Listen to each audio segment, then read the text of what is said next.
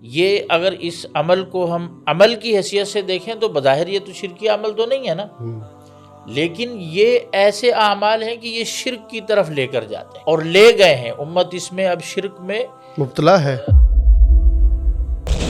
افضل ترین عمل ہے، لیکن قبر کے پاس آپ نہیں پڑھ سکتے۔ اب بندہ کہے کہ بھائی اتنا عظیم عمل ہے، میں یہاں کر رہا ہوں، اب اس میں کیا حرج ہے؟ لیکن آپ صلی اللہ علیہ وسلم نے اس وجہ سے منع کر دیا کہ شائبہ نہ ہو جائے، یہاں شرک کا دروازہ نہ کھل جائے۔ جس گھر میں قرآن نہیں پڑھا جاتا، جس گھر میں نماز نوافل کا اہتمام نہیں ہوتا، ذکر اذکار کا اہتمام نہیں ہوتا، گویا کہ وہ گھر قبر ہے۔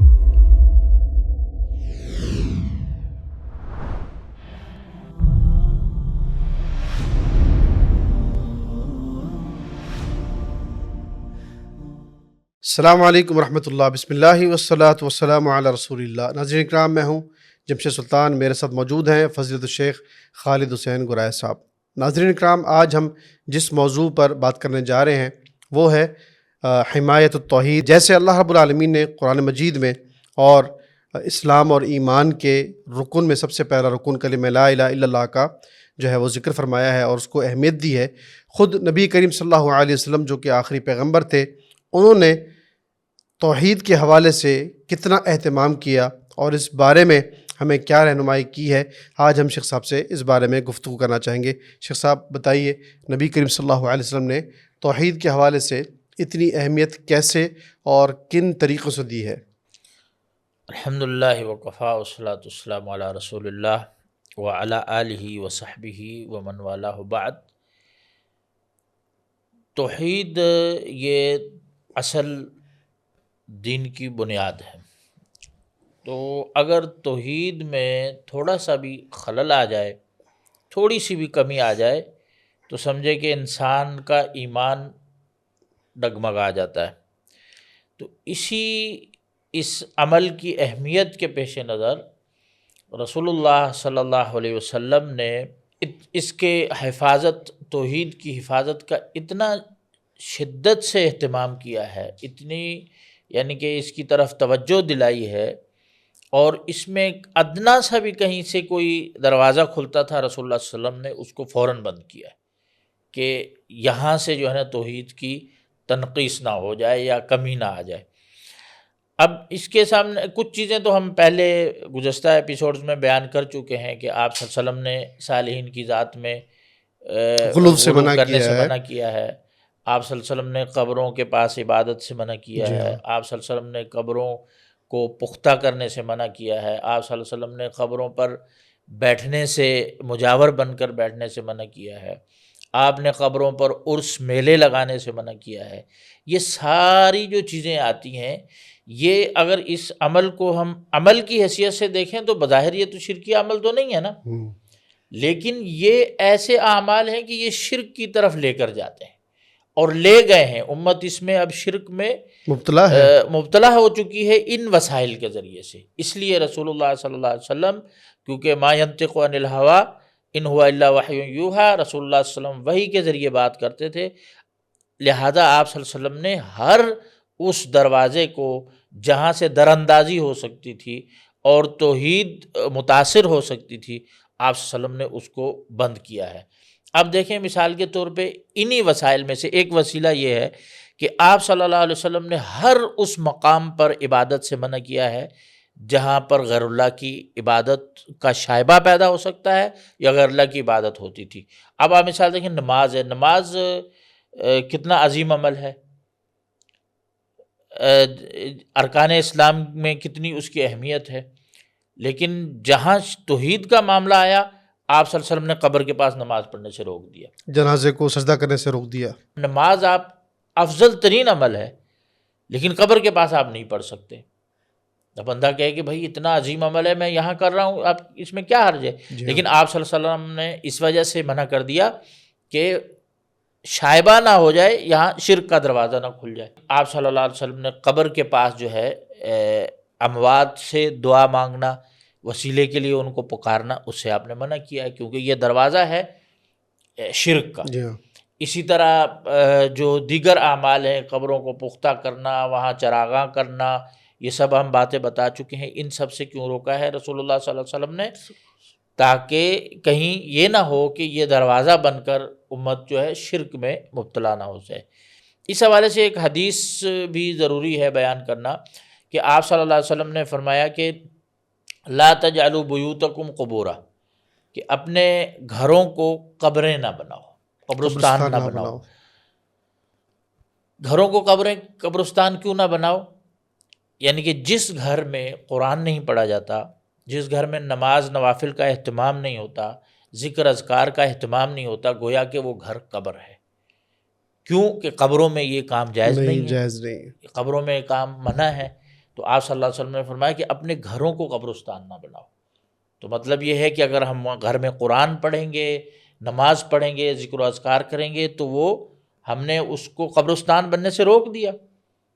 تو قبرستان میں یہ کام نہیں ہوتے. پھر آپ صلی اللہ علیہ وسلم نے اسی حدیث کے اندر آگے مزید ارشاد فرمایا کہ لا تجعلوا قبری عیدن، میری قبر کو عیدگاہ نہ بناؤ جہاں بار بار لوگ آئے. جی. اب عید کا جو مطلب یہ ہوتا ہے کہ کوئی عمل تکرار کے ساتھ آ رہا ہو، بار بار آ رہا ہو، اس کو بھی عید کہا جاتا ہے. ٹھیک ہے، کسی جگہ کو مخصوص کر کے وہاں بار بار آیا جائے وہ بھی عید کہلاتی ہے. اس لحاظ سے ایک تو زمانی عیدیں ہیں، کچھ مکانی عیدیں ہیں. زمانی عیدیں کیا ہیں؟ مثال کے طور پہ اسلام میں زمانے کے حساب سے دو عیدیں ہیں، ایک عید الفطر اور دوسری عید الاضحیٰ. اب غیر شرعی اور منع کردہ جو زمانی عیدیں ہیں ان میں جو یوم ولادت منایا جاتا ہے، یہ بھی عربی کے نقطۂ نگاہ سے یہ عید بنتی ہے. عیسائی کرسمس مناتے ہیں، جی ہاں.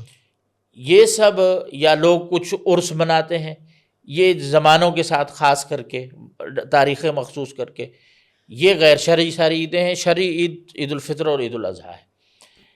اسی طرح جو مکانی عیدیں ہیں جگہوں کے حساب سے، جیسے مثال کے طور پہ مساجد ہیں، منی ہے، عرفات ہے، یہ ایسی جگہ ہیں، ایسی مکان ہیں، ایسے مقام ہیں کہ جہاں جایا جاتا ہے، اکٹھا ہوا جاتا ہے، لوگ اجتماع کرتے ہیں. تو یہ جائز مقامی عید ہے. جیسے منی میں حاجی اکٹھے ہوتے ہیں، عرفات میں اکٹھے ہوتے ہیں، مساجد میں اکٹھے ہوتے ہیں، نمازی نماز کے لیے جمعے میں اکٹھے ہوتے ہیں. اب انہی مکانی عیدوں میں جو منع کردہ جگہ ہیں، حرام جگہ ہیں، کہ جہاں پر جو ہے جس کو عید نہیں بنایا جا سکتا، وہ قبرستان ہیں، قبریں ہیں. آپ صلی اللہ علیہ وسلم نے قبروں کو عیدگاہ بنانا، میلہ بنانے سے منع فرمایا ہے. تو اس سے بھی حدیث سے پتہ چلتا ہے کہ رسول اللہ صلی اللہ علیہ وسلم نے ہر اس طریقے، ہر اس ذریعے کو روکا ہے، اس کے راستہ بند کیا ہے جس سے شرک کی طرف دروازہ کھل سکتا ہے. اور آج شیخ صاحب ہمارے معاشرے میں، خصوصاً بر صغیر میں اور عموماً دوسرے جگہوں پر بھی، یہ دونوں حدیثوں کی تطبیق بالکل الٹ ہو رہی ہے. قبرستان کے حوالے سے عبادتیں بھی قبرستان میں جا کے کی جاتی ہیں، پھر عرس، میلہ، عید یہ خاص طور پر قبرستان میں مزاروں پہ کیا جاتا ہے. تو شرک تو بالکل اسی طریقے سے پھیل رہا ہے. بالکل، یہ ان کو عید بنانا ہی ہے، قبروں کو عید بنانا ہی ہے.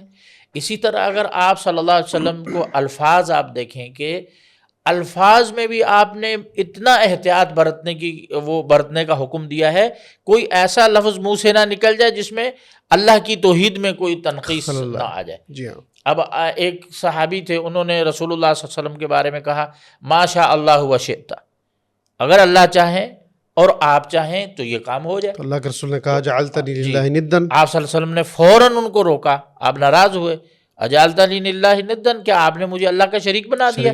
قل ما شاء اللہ وحدہ. ہاں، پھر آپ صلی اللہ علیہ وسلم نے حکم دیا کہ آپ یہ کہو کہ صرف اللہ چاہے تو یہ کام ہو جائے، کیونکہ اصل تو چاہت اللہ تعالیٰ کی ہی ہے. آپ نے یہ کیوں روکا اس سے؟ حالانکہ ان کا مراد کہنے والے کا تو یہ نہیں تھا کہ آپ کی چاہت اللہ کی چاہت کے برابر ہے، لیکن آپ صلی اللہ علیہ وسلم نے اس شائبہ بھی نہیں آنا چاہیے، شک بھی نہیں آنا چاہیے کہ آپ صلی اللہ علیہ وسلم کا رتبہ اور اللہ کا رتبہ برابر ہو گیا. اسی طرح آپ صلی اللہ علیہ وسلم نے سنا ایک عورت کو کہ وہ کہہ رہی تھی کہ فینا نبی یعلم ما فی الغد، کہ ہمارے پاس ایک نبی ہیں جو یہ جانتے ہیں کہ کل کیا ہونا ہے. جی ہاں. آپ صلی اللہ علیہ وسلم سخت غصے میں آ گئے اور آپ نے فرمایا کہ لا یعلم ما فی الغد الا اللہ، اللہ کہ کل کیا ہونا ہے یہ اللہ کے سوا کوئی نہیں جانتا۔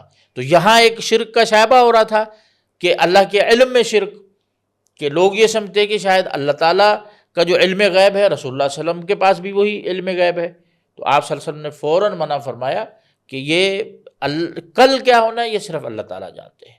تو پھر آپ صلی اللہ علیہ وسلم اپنے صحابہ کو، حتیٰ کہ آپ نے مدد مانگنے میں صحابہ کی ایسی تربیت کی ہے کہ جوتے کا تسمہ اگر ٹوٹ جاتا تھا تو وہ بھی صحابہ کو آپ صلی اللہ علیہ وسلم نے یہ سکھایا کہ اللہ سے مانگو، کیونکہ آپ فرماتے ہیں کہ اگر اللہ بھی اس کو بھی آسان اگر نہ کرے، میسر نہ کرے، تو کوئی کسی کی طاقت نہیں ہے کہ کسی کو میسر کر کے دے سکے۔ یہ آپ صلی اللہ علیہ وسلم نے ان الفاظ کے، آپ کو کہا گیا کہ انت سیدنا، آپ ہمارے سید ہیں، آپ صلی اللہ علیہ وسلم کے لیے تکریمی کلمات مبالغے کے طور پہ استعمال کیے گئے، تو آپ صلی اللہ علیہ وسلم نے فوراً روک دیا۔ آپ نے فرمایا سید تو اللہ کی ذات ہے، ٹھیک ہے۔ اس کے علاوہ جو ہے آپ صلی اللہ علیہ وسلم نے ہر اس لفظ سے منع فرمایا ہے جس لفظ سے یہ شائبہ ہو سکتا تھا۔ پھر آپ صلی اللہ علیہ وسلم فرماتے تھے کہ اگر کوئی یہ کہتا ہے کہ ما شاء اللہ و شاء فلان، اگر اللہ چاہے اور فلاں چاہے، پھر وہ چاہے، ہاں، تو آپ صلی اللہ علیہ وسلم نے کہا نہیں، ایسے نہ کہو، وا کے ساتھ نہ کہو کہ فلاں اللہ چاہے اور فلاں چاہے، مطلب یہ تو برابری ہو گئی۔ آپ نے فرمایا کہ ما شاء اللہ ثم شاء فلان، اللہ چاہے اور پھر دوسرا بندہ، یعنی کہ بندے کی مشیت اللہ کی مشیت کے تابع ہونی چاہیے۔ تو یہ سارے جو ذرائع ہیں، طریقے ہیں، ان سے ہمیں یہی پتہ چلتا ہے کہ آپ صلی اللہ علیہ وسلم نے ہر اس لفظ کے استعمال سے روکا ہے جس سے جو ہے توحید میں خلل واقع ہوتا ہے۔ آپ صلی اللہ علیہ وسلم نے ہر اس عبادت سے بھی منع کر دیا ہے جس سے شائبہ ہو سکتا تھا، جس جگہ پر عبادت کرنے سے کہ یہ غیر اللہ کی عبادت ہو رہی ہے، اس کا دروازہ کھل سکتا تھا، آپ نے اس سے بھی روک دیا ہے۔ آپ صلی اللہ علیہ وسلم نے تعظیم، جو اللہ کی توحید کی بنیاد ہے، آپ صلی اللہ علیہ وسلم نے ایسی تعظیم سے بھی آپ نے منع کر دیا جس میں اللہ کی توحید میں کوئی نقص آ جائے۔ مثال کے طور پہ آپ صلی اللہ علیہ وسلم نے قسم اٹھانے سے غیر اللہ کی منع کیا ہے، کیونکہ قسم میں تعظیم ہوتی ہے۔ اب وہ مخلوق کی تعظیم اللہ کی تعظیم کے برابر نہ ہو جائے، آپ صلی اللہ علیہ وسلم نے اس سے بھی روک دیا۔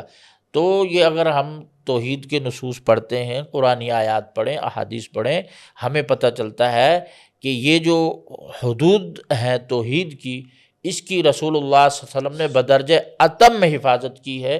اسی کو ہی اگر ہم توحید ایسی چیز ہے کہ آپ سمجھیں کہ من قال لا الہ الا اللہ دخل الجنہ، جنت اس کا بدلہ ہے، تو لہٰذا اس کی باؤنڈریز بھی اتنی زیادہ سخت شریعت میں قرار دی گئی ہیں اور اتنی سختی سے اس کا روکا ہے کہ اس میں کسی قسم کی پامالی نہیں ہونی چاہیے۔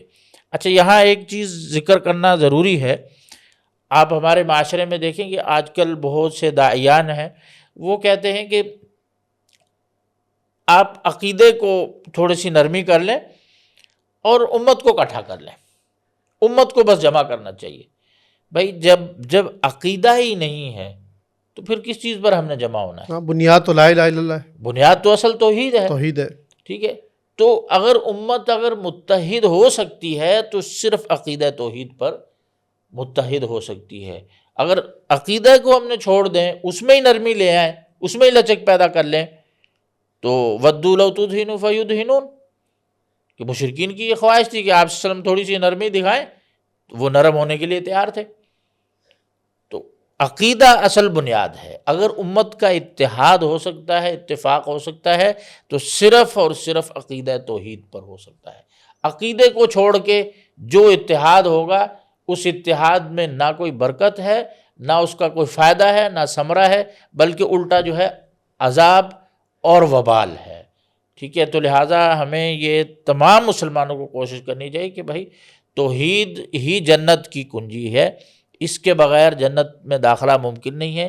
تو اس کو مضبوط بنائیں، رسول اللہ صلی اللہ علیہ وسلم کی تعلیمات پر غور کریں، قرآنی تعلیمات پر غور کریں، اور جو بھی ایسے اعمال اور جو بھی ایسے اقوال، باتیں اور ایسے بول جو توحید میں نقص پیدا کرتے ہوں، غیر اللہ کی عبادت کا راستہ کھولتے ہوں، اس سے قطعی طور پر اجتناب کریں۔ تو اللہ تبارک و تعالیٰ جو ہے ہمیں اس کی توفیق عطا فرمائے، انہ ولی ذالک والقادر علیہ۔ جزاک اللہ خیر۔ ناظرین کرام، قرآن مجید کے حوالے سے بھی یہ ہم سب جانتے ہیں کہ قرآن مجید کو اگر 3 اجزاء میں تقسیم کیا جائے تو قرآن کریم میں سب سے زیادہ جس چیز پر اللہ رب العالمین نے زور دیا ہے وہ توحید ہی ہے۔ نبی کریم صلی اللہ علیہ وسلم نے بھی اس چیز کا مکمل حق ادا کیا اور اپنی امت کو ہر اس دروازے اور ہر اس راستے سے روکا جو انسان کو توحید کی مخالف سمت میں لے کر جائے۔ انشاءاللہ نئے ایپیسوڈ میں ایک نئے موضوع کے ساتھ دوبارہ حاضر ہوں گے، تب تک کے لیے اللہ حافظ و ناصر ہو۔